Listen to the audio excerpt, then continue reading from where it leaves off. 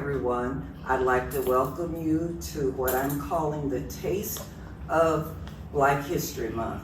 My name is Shirley White, and I'm here at New Awakening United Methodist Church, and I just want to welcome you all to let you know that there are so many great cooks. I'm not one of them, but there are so many great cooks out there besides your mom, your grandma, and big mom that you've never heard of before.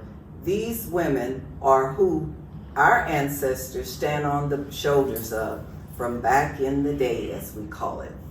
The first one in my series I would like to talk about is someone you may have never heard of before. I know I hadn't. That's why I'm real interested in doing the research on them. Her name is Lena Richard, and she was from New Orleans. She was a pioneer for the trailblazing celebrity of cookbooks. As a matter of fact, she even self-wrote and published her own cookbook there in New Orleans. Believe it or not, she even had her own television show before Julia Child.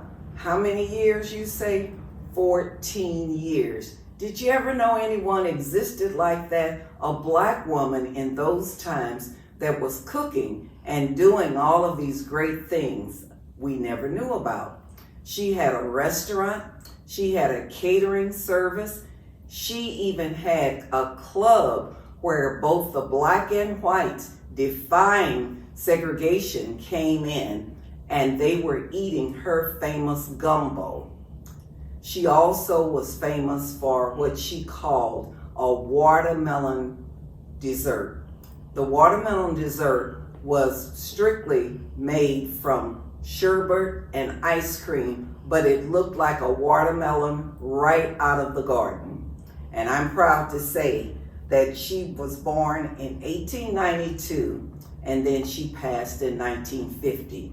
And you're thinking, some of us may be around that age where in 1950, we never heard of her.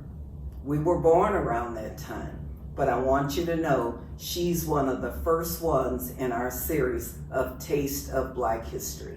I thank you for joining me, and there'll be a recipe that she made for her famous gumbo that you might like to try, New Orleans style.